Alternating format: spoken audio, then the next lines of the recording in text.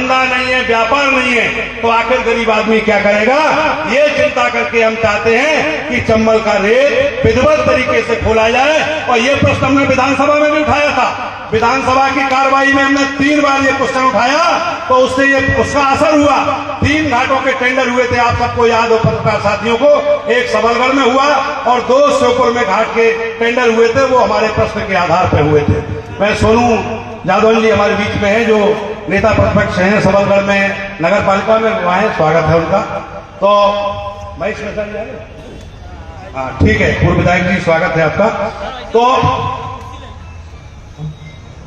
तो मैं ये कह रहा था कि ये रेल इस प्रकार से 25 घाटों को हमने विधानसभा की कार्रवाई में लगाया था, कोटा से लेकर के और जालौन तक। उसमें हमारा मुरैना का सबलगढ़, सुमावली, कोमरघाट का बेल्टर, आपका भिंड का, अटेर का, सारा उसमें दिया था।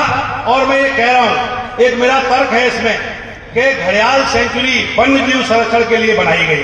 बहुत अच्छी बात है कि वन्यजीव संरक्षण होना चाहिए, लेकिन क्या हम ये कहना चाहते कि पूरी दुनिया में कोई ऐसा प्रोजेक्ट है जिसका 46 साल से 1 रुपया राजस्व नहीं आया हो?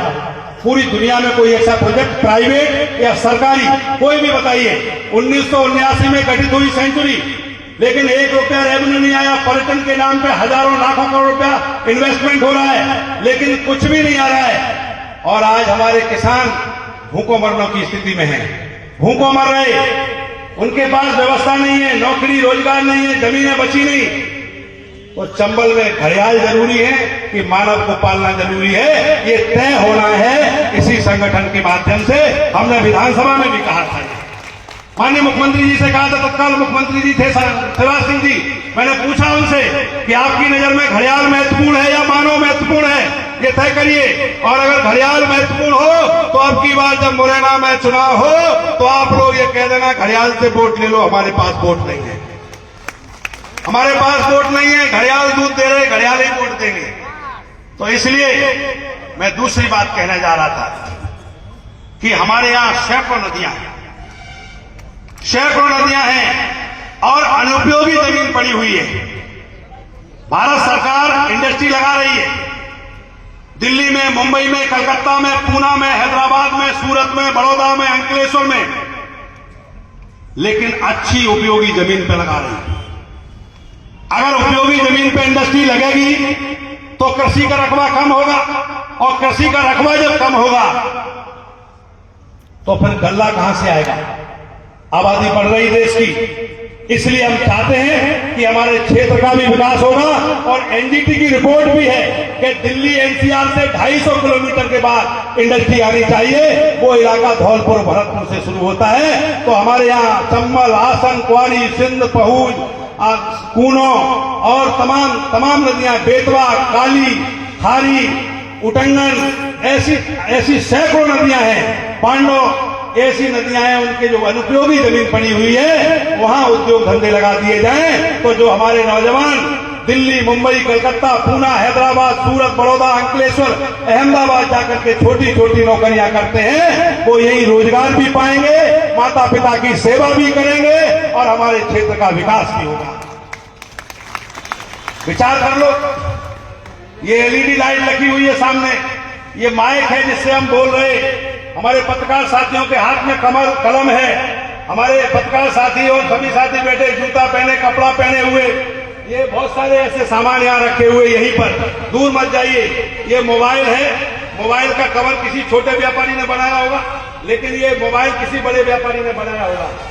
क्या मैं पूछ रहा हूं आप सबसे, यहाँ एलईडी बल्ब लगे हुए, स्विच लगे हुए, बोर्ड लगे हुए, कुर्सियां डली हुई, ये सारे के सारे आइटम किसी फैक्ट्री में बने होंगे, लेकिन कह सकते हो कि कोई फैक्ट्री आपके मुरैना में है ये? और हमारे नौजवान जाकर के बना रहे हैं वहां महाराष्ट्र और गुजरात में, उसकी 6 गुनी कीमत हम दे रहे हैं। इसलिए ये आवाज बुलंद होनी चाहिए कि इंडस्ट्री यहां आनी चाहिए, ताकि हमारे क्षेत्र में रोजगार मिले लोगों को। और अगली बात जो हमने रखी है वो भगवान कृष्ण की जो प्रिय गौ माता, 33 कोटि देवताओं का निवास है। आज गौ माता सड़कों पे भटक रही है, सड़कों पे भटक रही है। किसान के सामने संकट है कि किसी किसान के पास 2 बीघा जमीन है, और वो 2 बीघा जमीन गौ माता के लिए अगर वो फ्री छोड़ दे तो उसके बच्चे भूखों मरेंगे, और अगर गौ माता को हटा रहा वहां से तो उस पर पाप लगेगा। तो उसके सामने ये संकट है। हम चाहते हैं कि गौशाला से सरकार पूर्ति नहीं कर पाएगी। गौशाला लगातार राजस्व खर्च करने वाली व्यवस्था है, लेकिन गौ अभयारण्य बना दिया जाए तो वन टाइम इन्वेस्टमेंट है, लॉन्ग टाइम इससे राजस्व मिल सकता है सरकार को। इसलिए गौ अभयारण्य इस क्षेत्र में हजारों एकड़ जमीन 38,000 वर्ग किलोमीटर एरिया में जब 748 वर्ग किलोमीटर एरिया आपने चीता अभयारण्य के लिए दिया है तो उससे ज्यादा जरूरी है कि गौ अभयारण्य बनना चाहिए। उतने एरिया में अगर गौ अभयारण्य बन गया होता तो यहाँ तीनों राज्यों की गौएं रह सकती हैं और उसमें दूध का उत्पादन बढ़ेगा, कंपोस्ट की खाद मिलेगी, और आयुर्वेद में अमृत है गौमूत्र, गौमूत्र उसके प्लांट भी लगाए जा सकते हैं। तो मैं समझता हूं कि ये बहुत स्वावलंबी व्यवस्था हो सकती है और गौ माता का आशीर्वाद भी चंबल के लोगों को मिलेगा।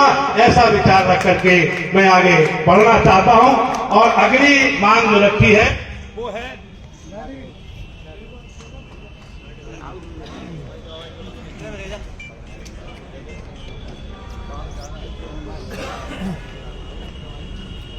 मांग पूरी है गई।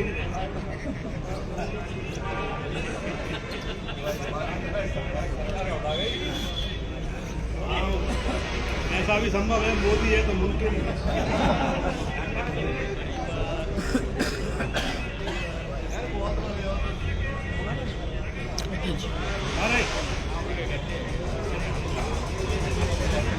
వాళ్ళ తరాంగ వాళ్ళకు